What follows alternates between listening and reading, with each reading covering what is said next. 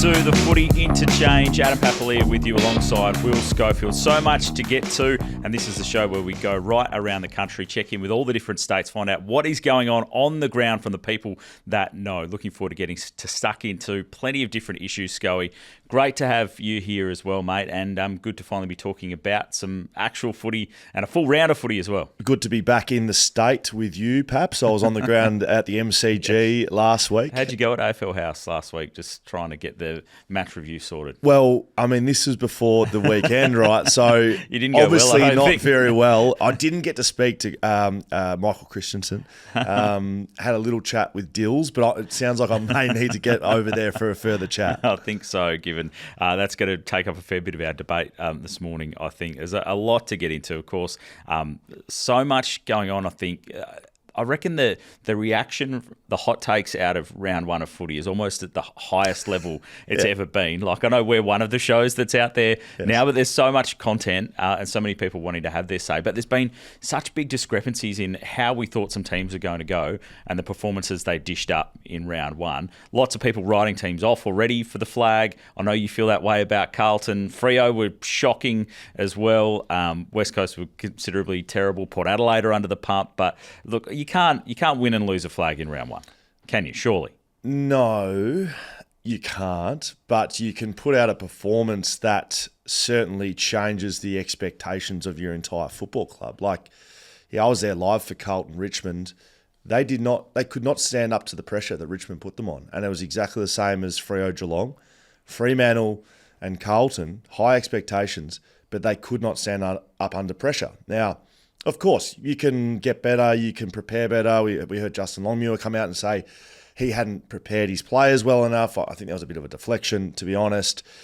And you can change that. But that's the big thing out of round one, was the pressure factor from some of these sides. And you know, on the flip side, Carlton and Freo and Port against Collingwood, they played a game that lent itself to that pressure. And that doesn't stand up in finals. And that doesn't mean they can't play finals or win finals. But right now, their game plan didn't stand up, no. Disappointing for a number of those teams, and a fair bit of soul-searching going on. It's only round one as well. I think it's the fans that feel it, though, isn't it? I mean, you've got all this hope through the preseason. You've been waiting 6 months for it to actually get here, and then for your team to dish up something like that on the weekend, it just hurts that little bit more, I reckon. Well, we're about to go around the country and speak to South Australia and Queensland and New South Wales and Victoria, but right here in Western Australia, you don't have to look any further. West Coast and Freo fans are disillusioned, honestly. Across the board, you've been on 6PR talking to fans, so have I, done it on BackChat.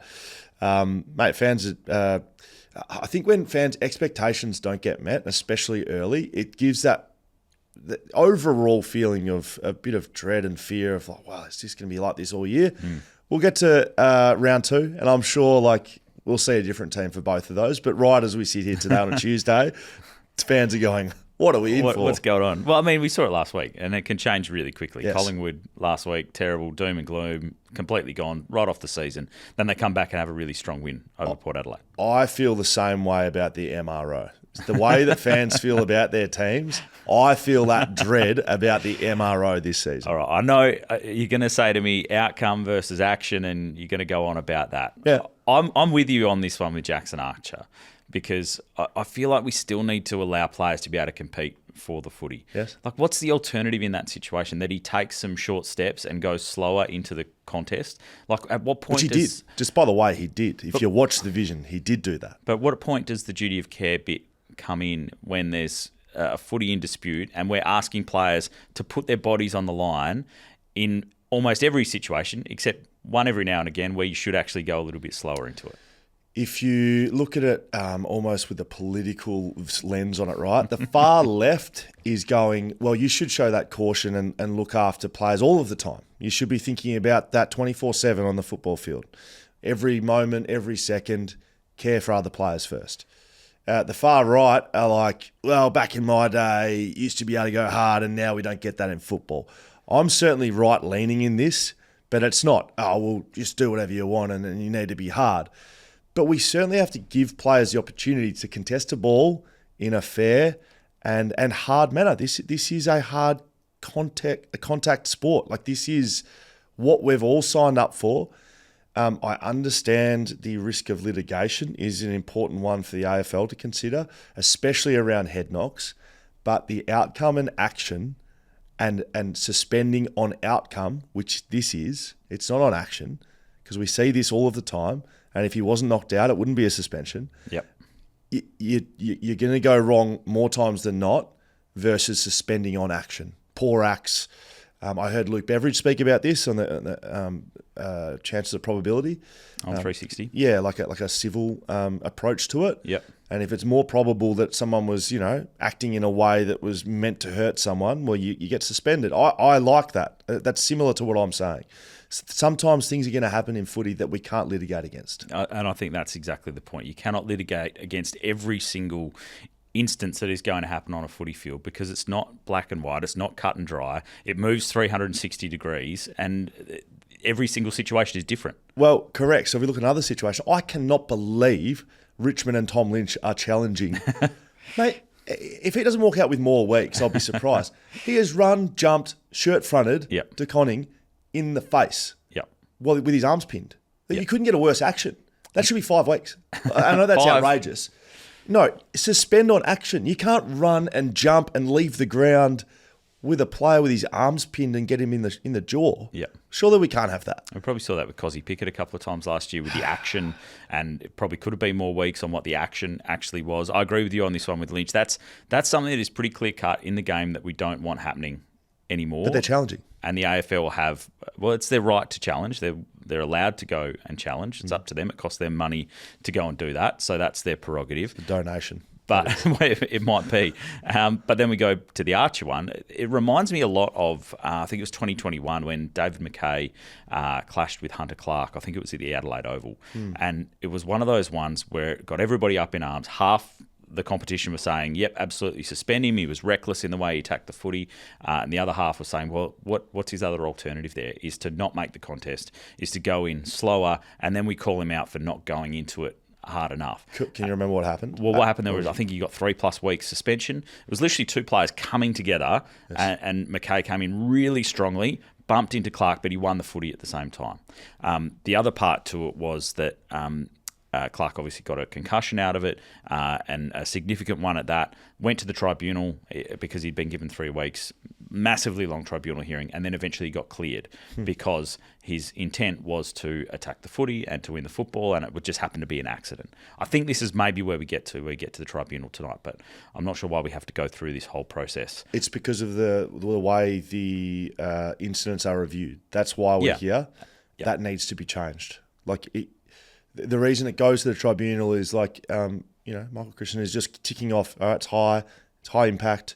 They rule on your. I'm missing the word here, but whether you're going to want to do it or not. Your intent. Your intent. Yep. And then it's just all right. Well, that's a 3-week suspension.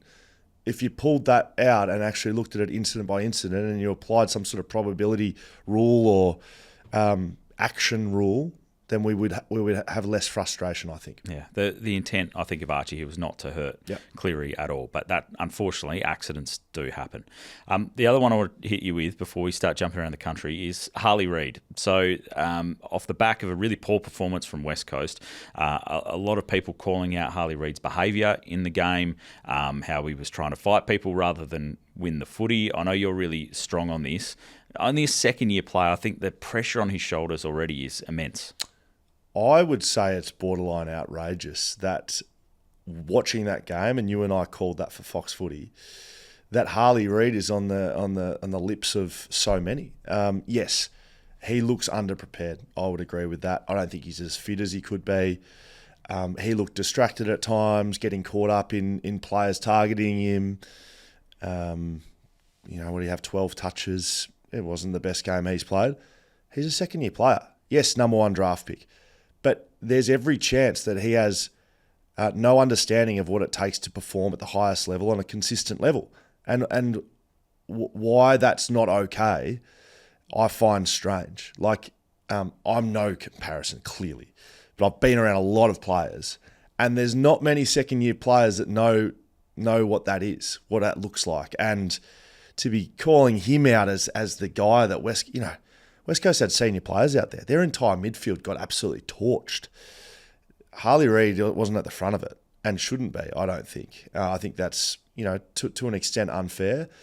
I think it's also important as these words are coming out of my mouth. You have to take personal responsibility as well. So it's not none of Harley's responsibility, but certainly, I would expect this week from West Coast, you've got senior players, one, taking the front of any of this media sort of chat, and two, on the field, probably taking the load a little bit better than some of them did on the weekend. The one where Harley got that little knock from Ballard and sort of threw himself back, I'm sure he probably looked at that on reflection and think, I need to be a bit stronger in those types of situations, which that's normally the way he plays, is being physical and getting stuck in. He seems to enjoy that type of thing. Yeah, exactly right. So I just think we need to normalise a little bit the fact that he is a second-year player, and it's okay, he doesn't know what he's doing.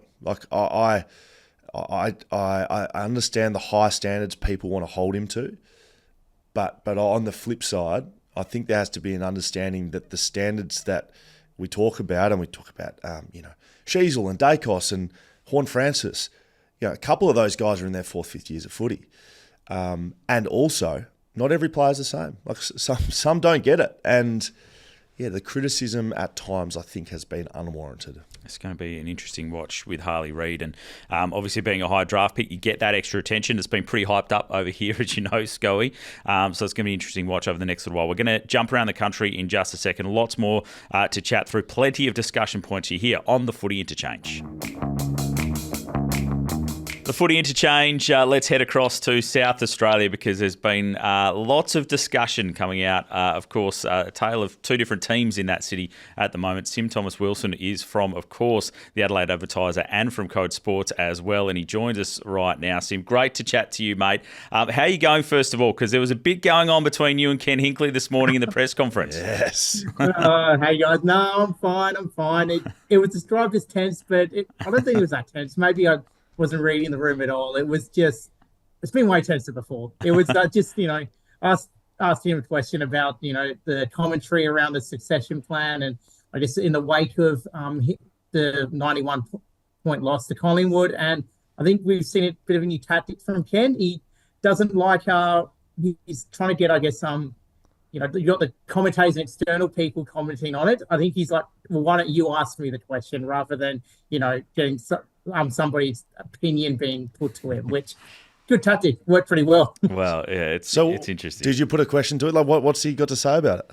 He said, asked him a question just around, I guess, the narrative, and he was surprised that the narrative had already started around the succession plan and everything like that. Even though it's given us round one already, and he kind of just said, "Oh, what's the question being asked?" And then a little bit of eventually got there, saying, is there any confusion around the succession plan? Are coaches and players confused? He said, no, absolutely not. And then just the other question, another person, Josh Money from Channel 7, give him a shout out. He followed in and asked, I guess, based off what was kind of spoken about being last night, does Ken still have the fire, or has he had enough? Or, does he still have the desire to still coach his team? And Ken said, absolutely. So, yeah, he was pretty unequivocal, and he's, it hasn't changed anything. Obviously, it's a bad loss, but for him, he was rejecting all the criticism, all the claims. Well done to you for fronting up and going back a couple of times when the questions were being asked. I've, as a young journo, being in that position before with Ross Lyon or John Worsfold or Mick Malthouse in particular, I hated doing it. If they threw it back at you, you just you got to have something ready to go. Just let me melt into the ground, please. Why am I here? Why am I doing this? Yeah, there was a lot of rambling on, but eventually I got the question out. So no, you did well. You did very, very well. But it is a relevant question too, because it's, and I know you were sort of saying it in a general term, but it's true. Like, lots of people are talking about it. The succession plan announced early. Is it going to work? And when you front up with a 90-point loss in round one, it's a pretty valid question as to what's going on. What's the fallout been though there in South Australia on the ground? What is the general feeling? Well, I guess if you look at it from a couple of ways. If you look at Port fans, the fans, first off, they're furious about the loss. You have, last couple of years we've had, the Sack Ken sign painted down at Alberton. It was now See Ya Ken, minutes after the final siren on Saturday. So I think there's a lot of fans wondering, why are we are we wasting a year? Kind of that's the kind of vibe they're having. I'd say inside at Alberton, they're steadfast that it's the right thing. It's not going to be a distraction. It's not going to disrupt the football program. Ken and Josh Carr know exactly what their roles are. The players aren't confused at all. So that's what they're saying at Alberton. And then I guess everyone else is kind of like, well, is that the case? Is that going to be the case? I mean, they've got the next 3 games are very winnable. So if they're 1-3 or 2-2 by the time gather round comes around, I think the questions are going to be really, really fierce for them. But if they're 3-1, they beat Richmond this week, Essendon the week after, and then St Kilda the week after that. That gives them a bit of breathing room. At least, it gives them a little bit of breathing room from the questions that have just come for them. You'd almost rather them say we're not clear, because if you get done by 100 points and you got full clarity, I think that's a bigger issue, to be honest. Dan Houston, you'd think they'd know a couple of things about him, but he just appeared to just literally waltz around the MCG doing as he felt like. Why did they not tag him? Yeah, it's an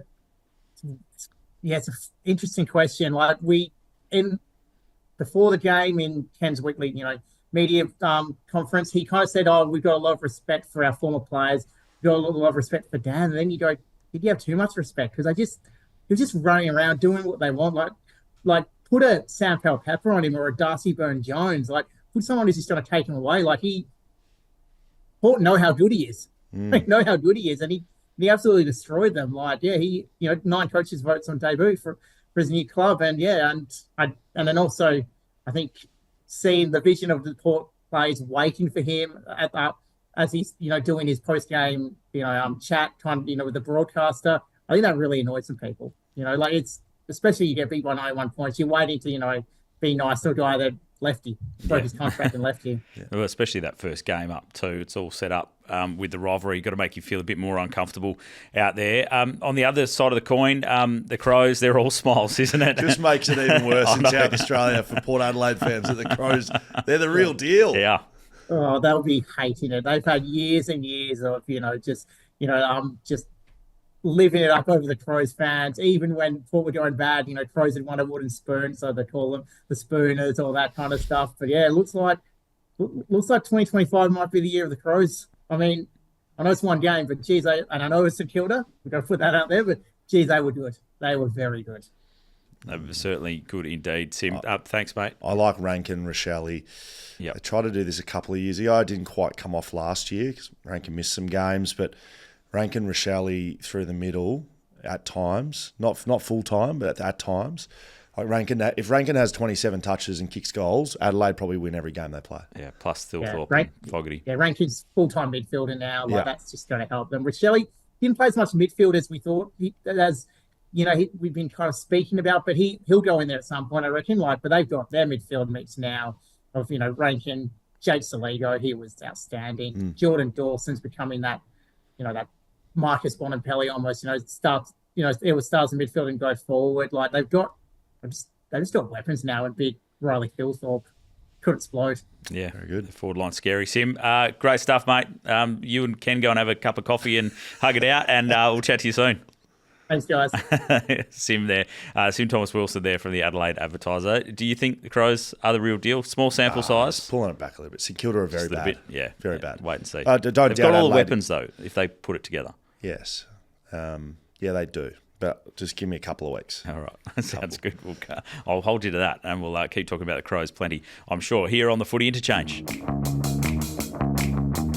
The Footy Interchange, let's head up to sunny Queensland, of course, with our man Tommy Rockliff, who's up there, of course. Any of your finance needs, check out Rockliff Finance. He's rocking the shirt today as well, so make sure you check him out.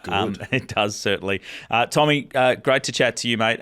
Lots going on in Queensland footy. Unfortunately, though, the news through today, we thought it was going to be the case after the game, but a massive blow for the Gold Coast Suns with Charlie Ballard out with an ACL. Yeah, certainly is. He's probably one of their best defenders as well. That's where they're pretty sound down there in defence. Obviously, Mac Andrews will come back in. But, yeah, Ballard, he's a different element. He's a lockdown defender, good intercept marker. So wish him all the best. It's a bit of a trend, unfortunately, at the moment for Queensland footy. A few injuries. They've got some injuries up the freeway as well. But, unfortunately for Ballard, his season He's over with an ACL confirmed earlier this morning. So Gold Coast's a strange setup, and obviously the cyclone effect of it, but they don't play in opening round. They play West Coast in Perth, then they've got a bye this week coming. Couple of questions. How do you think that'll affect them? And number two, are they the real deal, or we don't know that after playing West Coast? Well, you don't know, do you? Where are West Coast at? I mean, we're unsure on that. You've seen them live. They look pretty impressive on the weekend on the box in front of me. But it's a really interesting draw they've got. So they play one more game or one or two games before round 12 on the Gold Coast, which is incredible when you think about it. They take 2 games to Darwin, play 2 games up there. They're pretty much on the road for the rest of those games. So it's a bit of a compromised draw for them in the front half of the year. They love going to Darwin, though, but they look like the real deal to me this year, Scully. They look the most balanced they've been. I've spoken about it. Their forward half functioned really well, but again, we don't know what they've come up against. I was impressed with King, the way he went about it as well on the weekend. So I said Bailey Humphries. I think he's that Dustin Martin style where he starts in the midfield and then drifts forward, has an impact there. So I'm really excited for what they can do. Can they push into that top 8? They're going to have some strong competition across the board with the Adelaide Crows improving. Collingwood were impressive on the weekend as well, but a few other teams that potentially may slip out, Port Adelaide, Fremantle, look like they may be on the slide. So there's a golden opportunity there for the Suns. How much do you reckon getting that win on the road in round 1 is a boost for them, and to win so impressively as well? Again, with the asterisks, we're not quite sure how West Coast are going to go, but that was a big question mark on them last year. They snagged a couple of wins away from Queensland late, but just to give that group some confidence that they can win anywhere. Yeah, it's massive for them. I think we spoke about it earlier on that they were near unstoppable on their home deck when they get going. So if they can string 3 or 4 wins together on the road, that's going to take them to somewhere around the 14 win mark, 13, 14 win mark. That generally plays finals footy. So that's important. And this was a bit of a nervous game for them. They did go over there with a couple of their starting 18 not available. So to be able to win and win the way they did, impressive. Noble Reilly off halfback gives them a different dynamic coming out. What about Brisbane? Zach Bailey, I think he's returning, but overall, are they healthy, Brisbane? Are they, how are they looking?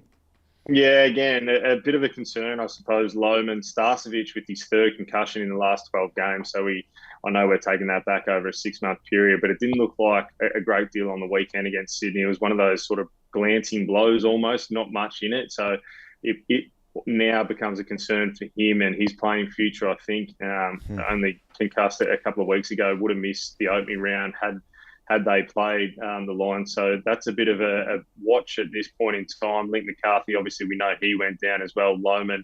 So they'd be very happy with what they were able to do in their win. I think their depth will be able to stand up. I mean, Levi Ashcroft as a sub comes in. Charlie Cameron was a laid out, we know. So I think they got soldiers there ready to go, troops on board. But, you wouldn't want to get too deep, probably the right time of the year to get some injuries and away they go. But I'm pretty confident they'll be okay. Zach Bailey, I mean, he was injury interrupted last year. We didn't quite see him at his best. I think he's back to his absolute best after the weekend. And if he can play like that, they're going to be able to stop him that front half. Brilliant stuff, Tommy. Great to chat to you, mate. We'll chat again next week. See you next week. Tom at Rockliff there, Rockliff Finance for all your finance needs. Of course there, Scully, for you, Charlie Ballard, he's such an important player. Yeah. It happened right in front, as you said. It looked pretty innocuous. I was like, did he tweak an ankle there or something? He showed no pain. He just kind of hobbled a little bit and went on. But he's such an important intercept marker, lockdown defender. When we talk about the Suns making finals, how much does that hurt their chances not having Charlie Ballard? Yeah, huge, because I think they would have been throwing around Mac Andrew a little bit more with Charlie Ballard in the side. Collins and Ballard can hold up the 2 best forwards, and then you can maybe put Andrew forward if you need to, or back wherever he is. So huge loss. I rate him really highly, Charlie Ballard, and you're right, it happened right in front of me, and unfortunately I just saw it, and my first words were that's an ACL, and he was back and forward to the change rooms. He gave me a bit of a shake of the head when I spoke to him on the sideline, so I wasn't overly confident and confirmed the news today. Yeah, it's a huge out for them. I do, so that's on the negative. I do, on the positive side of Gold Coast, I think Matt Rowell will win the Brownlow. I'm just going to get that out there early. He's outstanding. Noah Anderson, Tuke Miller in there as well, but I think Matt Rowell's a vote getter, and I think just a bit of a keeping an eye on him for the Brownlow very early. His attack on the footy and on the opposition was immense on the weekend. Saw him up close. He is ripped. Like he looks as fit as you could possibly ever get. Like he looks unbelievably strong. And can you also, I know you know Sam Collins a little bit, but can you just give him a rocket for us, please? Because what's happened? Great defender, great spoiler. Never kicked a goal in his career. Goals in front of him, 50 metres out. Disappointing. On the burst. Never kicked a goal in your career. Just let it fly, mate. Have a crack. Don't pass it off to your key forward. What's going on? I was up on the boundary, stood up, and he passed it to Ben. He'd already kicked 3 or 4. I know. He's had enough. You got the game in the bag. That's when you're supposed to be having a go. Disappointing, Sam. Very disappointing. I'll have a word to him. Got to lift. Well and truly. You're listening to the Footy Interchange. The Footy Interchange with Adam Papalia, Will Schofield. We head across to Victoria now. Of course, there's plenty of teams over there. Some pretty happy with their efforts from the weekend. Some not so much. Drew Jones, of course, from Fox Sports. Goat Fantasy as well. We'll talk some of those fantasy footy ramifications a little bit later on, Drewy. But for you, I guess the biggest story is we've got to go all the way back to Thursday night with the Blues. A lot of heat on Carlton after just one game. Hello, boys. Yeah, no doubt about that. I mean, Carlton fans are fickle, and when the expectations are high, as they always seem to be under Michael Voss, when a loss like that happens, there are wide-ranging reactions and definitely ramifications. Burned memberships, burned Guernseys, and a lot of hate online. I was chatting to Carlton about this yesterday. It's been a really tough few days for them, and they said there was genuine shock in the rooms after the game, particularly amongst probably staff and executives and people involved at the football club who were just expecting that to be a really straightforward victory. So they do have a boost this week, and it's a massive game against Hawthorn, and they're certainly not favourites. And even if what happened last week hadn't have happened, they probably wouldn't be either. But they do get Charlie Curnow back. He got through training last night, so barring any mishaps, they'll get their Coleman medalist, which certainly straightens them up. It takes a bit of pressure off Harry Mackay. But yeah, they've got a lot of work to do. They've got a tough run to start the year. They've got Collingwood and the Bulldogs coming up. So no easy games for them. And if they really want to be pushing the top 4, top 6, and trying to fulfill this potential and potentially win a flag, it's not a great start to the year. The Sam Doherty decision, so intriguing to start him as sub. The first time he's done that since his debut year when he was playing for Brisbane back in 2013. Decisions to make whether he's in the best team and what he brings. So, yeah, more questions than answers at Carlton right now. Yeah, so can I just jump in? Did Michael Voss actually explain why Doherty was made the sub? He wasn't in the best 22. That seems so. Ollie Lord, Ollie Lord earned that spot, I believe, ahead of him. That was the decision they made. And Camporeale, who was pretty good on debut, and Lord had a good first half. But yeah, Doherty ended up being used as a centre bounce midfielder when he came on, genuine insider. Which hasn't really been his role over the years. Been more wing and half back. So, yeah, interesting stuff for Carlton. Well, boys, the only thing I will say there, it wasn't that they didn't have a key forward target. So Charlie Curnow's not going to help anything. They lost that game because of it. It was their senior players and the inability to stand up under pressure. So, talk about Sam Doherty, why he wasn't in the 22. Well, he gave a goal directly up by missing fundamental handballs. So, I'm not really that surprised. You'd be expecting a bounce back from them. What about down the road, arch rivals Collingwood? Are they back? I didn't have them in the 8. It felt like I was vindicated round 0, and then they're back in business now, and they're top 4 side. Where are we? Was it a 145-point turnaround from the opening round to round 1? 6 days, long time in footy for Collingwood. Too old, too slow, and then they looked incredible against Port Adelaide. I guess the reality is, Sco, it's probably somewhere in the middle, isn't it, really? Yep. Port Adelaide really bad. Collingwood weren't great in opening round, although, they had 20 inside 50s in that third quarter and didn't kick a goal against the Giants, so they probably had a little more to give. I think the Perryman role on Horn Francis worked really well. I mean, that probably shows why he's come to the footy club. And then this week they get to welcome back Jordan De Goey, who they've held back for at least a week with a knee injury. So that midfield all of a sudden looks a bit stronger, and they've set themselves up to potentially have well, they've got an interesting decision to make about their sub as well. With Scott Pendlebury last week, first time in his career he was a sub, was just felt genuinely weird with him not in the team. But they did know with the back-to-back 6-day breaks, does he come in this week and still sideboard and goes to sub, or do they flick things around with some of their older guys? Let's see. But yeah, I think really interesting game against the Bulldogs on Friday night, who, it was a bit of a patchwork Bulldogs team, but Bevo found a way, spinning some magnets to get a win against North Melbourne. But Pies certainly probably not as bad as we thought opening round, but yeah, they're still going to be battling for a spot in the lower part of the 8, you would think. First round, a bit of controversy about the Rising Star already, particularly from Freo fans over here. Filthy that Murphy Reid didn't get it because he kicked those 4 goals in 6 minutes during the game. But Sam Lawler, what a debut it was. Number 1 pick, playing for the Tigers, couple of goals, helps them win the game. And you've had a chat to him today? Yeah, I was really excited to meet Sam properly. So Fox Footy always get the opportunity to speak to the draft, the Rising Star nominees one-on-one, whether that's on 360 or we get the chance to do it. So he just seems like a really great person. He's really grounded. The fact that he touched base with Joel Selwood before the game, telling him he was going to wear the black armband for Troy, who he developed a really close relationship with. Now Joel was texting him today, so he's forming a relationship with Joel, which is really nice. He's so humble about the links with Dustin Martin, said he'd love to wear the number 4 one day, but happy that the club have chosen to retire the number this year. So I've got a couple of things for you on Sam Lawler. He said he's ready to commit long-term to the Tigers. So when they come to the table with a contract extension, I know it's early, we're only 1 game in, but he is a valuable commodity. So let's, if they want to lock him down long-term, he's ready to be a Tiger for well beyond the 3 years on the contract. The other one is, I want to be as politically correct as possible, but there was a wardrobe malfunction for Sam Lawler at the MCG on Thursday night. An unfortunate one. I can tell you exclusively that Bonds have been in contact with the Lawler camp, and there is quite possibly going to be a collaboration between Bonds and Sam Lawler, which I think makes a lot of sense. And also it ties in nicely because Dustin Martin was also a Bonds athlete. Drew. So the links continue. Drew, you've got, you're very close to the action there. Can I just confirm or deny whether he was wearing jocks in the first place? Can you either I think he was wearing his favourite pair, and maybe they were a bit old and a bit loose. Okay, right. Very good. So look, this is the insight we need. No, that is the insight. This is why Drew Jones is the man on the ground in Victoria. Fantasy. Give me a bit of fantasy news, please, because I've been scrambling around. I'm trying to get one of the De Konings back in my side and have the Sam version.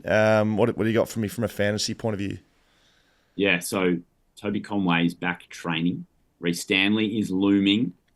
Oh boy. Tough ruck matchups to come for Geelong, including Rowan Marshall and Harry Boyd this week, but there's Gawn on the horizon as well soon. Oh boy. But I think a play this week is if you have Harry Perryman, he might be the downgrade to De Koning and just ride the little price rise that you're going to get. And at some stage, Geelong will do something funky and fun with their ruck setup. They always do. De Koning looked amazing on Saturday. And he rucked a fair bit against Luke Jackson. So the idea of him having to ruck against a quality ruckman and not score, like that, I think he dispelled a little bit of that myth because we didn't see as much of Reilly versus De Koning as we probably thought. But also, he only took 40% of their actual ruck contests. A lot of CBAs, but around the ground, he wasn't always taking the hit-outs. Shannon Neal and Blitzarves did a bit of work as well. So I think there's some sustainability with his scoring. But yes, I didn't start him because of the Chris Scott factor and the ruck factor. We just never know what's going to happen. Yes. So there is risk. There is risk associated. But fix up a rookie, get Xavier Lindsay in. Started with him, mate. He was on field for me, mate. Xavier Lindsay on field. Yeah, my man Xavier. Did you trade Will Ashcroft in? I did not have Levi in my side. Sorry, yes, Levi. Fix up one rookie, and I reckon get De Koning in. That's the play this week. And then you're away. I thought it would be very short that Stanley was going to come in as a late inclusion on the weekend, just because Geelong love doing that type of stuff with their team.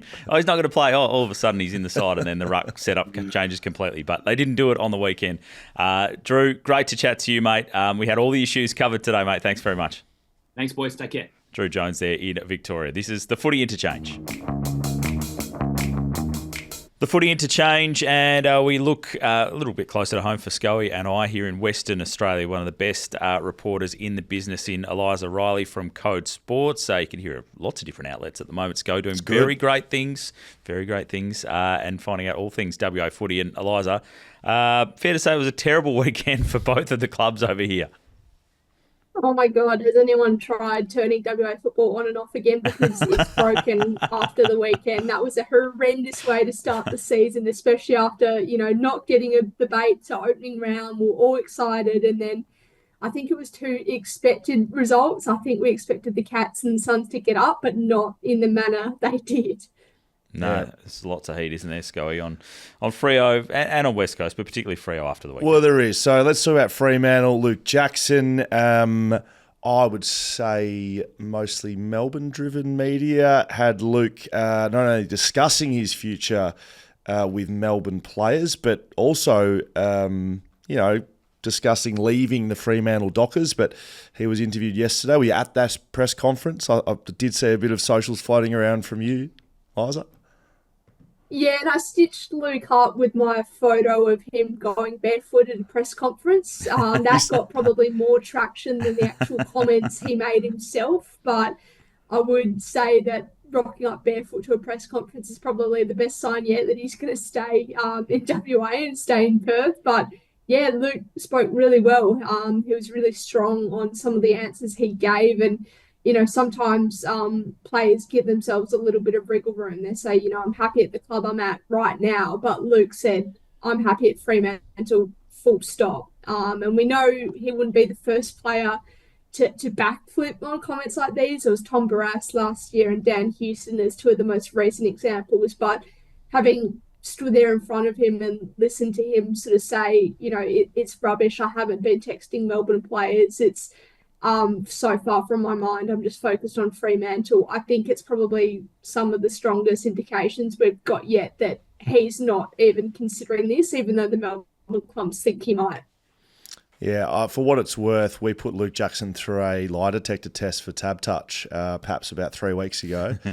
And there was 3 other players, Michael Frederick, Andy Brayshaw, maybe Josh Tracy. Luke Jackson passed with flying colours. He did not lie once. It was almost made for poor content. He was as honest as it gets. And from seeing that press conference, I think he's just being honest. Did you ask him if he was leaving or not? No, I should have. Tell you what. Anyway, it's a strong story too for Freo, Eliza. Coming off the back of what was a really poor performance on the weekend. I was calling the game on 6PR at the time. The SMS machine had smoke coming off it. There was that much feedback coming from the fans as to what was going on. Clearly a disappointing one. It shapes as a massive game this week with Sydney coming across to Perth to take on Freo. Yeah, it honestly feels a bit weird calling a round 2 game a do-or-die clash, but it feels that way for Fremantle based on the effort they dished up in round 1. And you look at Sydney and they're going to be coming off 2 close losses against really quality opposition, so they'll be breathing fire by the time they touch down in Perth and wanting to get their first win under Dean Cox. There's the Chad Warner stuff. Obviously, there's going to be so much talk about his future this year. He will make his first appearance in WA for the season as he weighs up whether to return home. But for Fremantle specifically, if they don't perform to the level we expect from them and they dish up something similar to what they did in round 1, you can't help but think the Wolves will start circling around the Dockers and coach Justin Longmuir, because there was all this talk pre-season about playing vanilla football and keeping their cards close to their chest. Well, what we saw on the weekend from them was pretty vanilla as well. I was thinking that maybe they're still hiding their game plan. You'd think you'd start rolling it out at some point during the season. What about the West Coast Eagles then? Is the same said for them? Like if they keep dishing that up, does the pitchfork-wielding, fire-burning fans start rolling up, or is there more time on West Coast side? I mean, being a new coach in Andrew McCulture, they definitely have time up their sleeves, and they've spoken all pre-season about wanting to implement this new game plan, and we saw very small snippets of it on the weekends, but it's bloody hard to play the way you want to when you're getting so comprehensively beaten in that midfield. So they're on the back foot all day. Ideally, I think you'd want to see more signs from West Coast pretty soon. You want to see more evidence that Mick Walter has got this group humming, and there is potential to climb a bit up the ladder this year, but that's probably discounting a bit what the Gold Coast Suns did. They were comprehensive, and we think about their road record in recent years and how much they've struggled to win away from home. Well, that was sending a firing shot to the competition that, we're a serious footy club this year, and we can do what we need to do to make a push for the top 8. Brilliant, Eliza. Hopefully someone can hit the reset button and see if we can get some better performances from the two WA teams. Thanks very much. We'll chat next week. Thanks, guys. Eliza Reilly there from Code Sports. I know we spoke about West Coast off the top, Scully, in terms of what they were trying to do, and the senior players in the midfield as well. I did just want to highlight Jared Witts was unbelievable on the weekend, but it's not a surprise. He has torched West Coast a number of times now, and they still didn't have anything really to answer with him. I know Matt Flynn was in the side this time as opposed to Bailey Williams last, but I mentioned it during the call on Fox on the weekend, what he'd done. If you now look at his 3 cumulative games against West Coast, the last 3 times he's played them, last 2 games last year and on the weekend as well, across those 3 games, he's had 52 disposals as a ruckman, 20 clearances, 16 tackles, 2 goals, and 167 hitouts in 3 games. I mean, he's one of the best. I know he is in the business at that. And West Coast, don't think they're probably a bottom 4. I've probably been on this issue about West Coast not having a solid enough ruck department for quite some time. But it was a tough situation for Matt Flynn to find himself in, given he hasn't played much footy yet. They want to go with him as the number 1 this season. I think he can have a much bigger impact than what he did on the weekend. But Jared Witts has smashed West Coast the last few times he's played them. You at a very bare minimum, you need to compete as a ruckman. Yeah. And look, I have never been in the ruck against Jared Witts. Played against him, though. I think sometimes, and this is not a criticism of Matt Flynn, more so as rucks, and hopefully we're going to speak to Callum Sinclair because I want to ask him about this. Competing is the bare minimum. Not winning or halving hitouts, just compete. And I think sometimes get too carried away with trying to do all these things and hit zones and stuff. Just don't let Jared Witts put it where he wants. That's your number 1 job. And then the rest of it, if you can get some hitouts, great. But they didn't do that at all. So there's 2 parts to why I was bringing this up. There's obviously the fact that Witts was able to control everything out of the midfield. Does that then directly translate to the dominance that the Gold Coast Suns midfield had? No. Or to the wider discussion of how West Coast then try to halve things in the midfield from their senior players? We've seen lots of sides over the past decade minimum compete with no ruckman. And so when you know that you're going to get outclassed in the ruck, it's on the midfield group to 1, set up, 2, execute and show enough effort defensively, sharking. You can win the midfield battle without winning hitouts. We've seen that forever. So it's on Matt Flynn to not compete. He didn't compete hard enough, in my opinion. And then it's on the midfield group, not Harley Reid, the midfield group, senior players, Jack Graham, Tim Kelly and co, to compete as well. There's no competition through there. Andrew McWalter would have been bitterly disappointed with the lack of competition. The competitiveness was about a 0, and that's bad. A tough watch, and first game of the season as well coming in. Certainly disappointing for both the WA teams in Western Australia footy, just struggling through the first round. The Footy Interchange, unfortunately, Sco, we haven't been able to track down Cal Sinclair over there in Sydney. What do you think he's doing? I'm not sure, just practicing ruck taps I would say he's in the office somewhere. Just there's a bin on one side and he's just tapping and forward People and back. throwing up pieces of paper, he's just tapping it Correct. left, right and centre. So I'm going to ask you about the Swans and also the Giants. The Giants in particular, they had to really scrap to get their win over the Demons. It was a really good game. And then the most unlikely of heroes. Lockie Keefe, I'm pretty sure he was delisted at the end of last year and then relisted, one of those quirks in list management. But mate, look at his career. He was at Collingwood, went through an off-field saga there, found his way to GWS, has been a role player And, good sides like the Giants, you need role players. Like, you need guys to stand up in a 1 minute patch of the game. I mean, he rucked all day. So, to be able to do that with no Briggs in the side, to then have, he knew how long there was left. He knew there was a minute left to go back and slot that. He's not Charlie Curnow, Jeremy Cameron type operator. To go and do that was outstanding. The weather was a factor. I don't think we learnt much about the Demons. It was more the Giants, how they handled that. Toby Green. Great last quarter. Absolutely outstanding last quarter. He went to every centre bounce in that quarter. That's a guy, I'm sure, something to do with coaching, but Toby Green goes, I'm going to change this game. And he did. Finn Callahan, I think maybe some question marks. Will we see what we saw in round, whatever it is, opening round? And we did. He's a superstar. Giants onwards and upwards. Yeah, on top of the ladder through the first couple of games, given they've played a couple of matches and have the chance to do that, along with the Hawks, both the undefeated teams as we go through so far.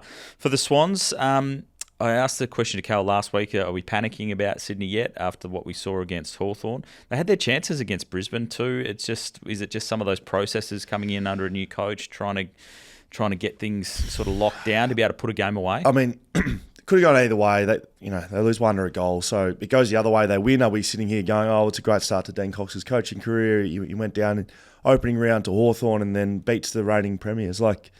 It's one kick away from doing that. Yeah. But instead, the narrative probably is Dan Cox is under a little bit of pressure to get a win.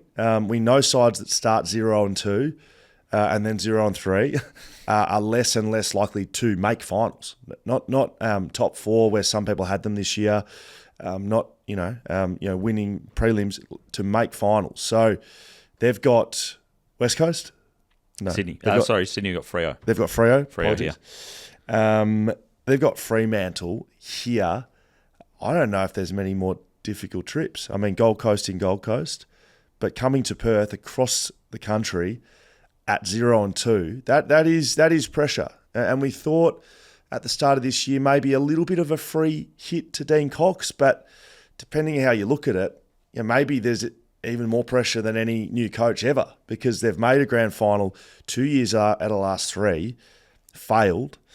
They've got the list clearly to succeed. So maybe what some looked at as, a free hit. Well, maybe it's the opposite. And if it started the way they have, regardless of how they've lost games, they're 0-2. And Fremantle coming off what they just dished out round one, going to make for a very good game this weekend. Who have you got winning it? I know it's early in the week. I'll have whoever is favourite. I've told you multiple times I'm a terrible tipster. I believe that is Fremantle. You would think so, given they're at home. Yeah, so I'll be picking Freo. Yeah, it's Sydney can easily win that though. Matches of the rounds. It'll be the last one, which we'll be working on for Fox Footy this weekend. You and I'll be calling the footy for 6PR on Friday night as well. So I'd love people to tune in and give us a go on a Friday night. Just trying to sync it up. Bulldogs and who's playing? I don't know who's playing. Don't act like you're surprised. I don't know who's playing Friday night. I knew you wouldn't know. It's Tuesday. I was about to tell you if you'd give me 10 more seconds. You didn't have to throw yourself under the bus. No, it's all right. Happy to live under the bus, mate. Bulldogs and Collingwood it will be, which I think is a really interesting one too. The Dogs, I thought that was a really brave win from them given the amount of players they've got out. I know they're only playing North Melbourne, but that was an easy game that they could have easily let slip given everything else that's been going on at the club. We liked what we saw from North Melbourne in Bunbury. They didn't kick straight, but we liked what their midfield provided, and with no Bontempelli, no Treloar and co. Yep, I was impressed. Makes for a very good, very interesting matchup. Certainly does. That'll be on Friday night. You can hear that on 6PR with myself and Scully having a bit of fun and a laugh on the radio call as well. Been so much to get through today. We watch and wait with the Tribunal with interest. I'm sure Scully will have some big thoughts on that as we come back. Thank you, mate. Thank you. If you're plugging something, go and get your Derby Show tickets for BackChat. We've got a big preview. Liam Duggan, Sean Darcy. Yes. Next Thursday. Yes. Tickets going quickly. And if you want tickets to the Derby, you got to have a ticket to our Derby preview. There's some giveaways incoming, Paps. Very nice. Plug Central here. Well and truly. I won't be coming to that because I'll be calling the footy at the same time. But and Skeet's still rostered on, so you can't have him just yet. There we go. You're listening to the Footy Interchange. Been great to have your company.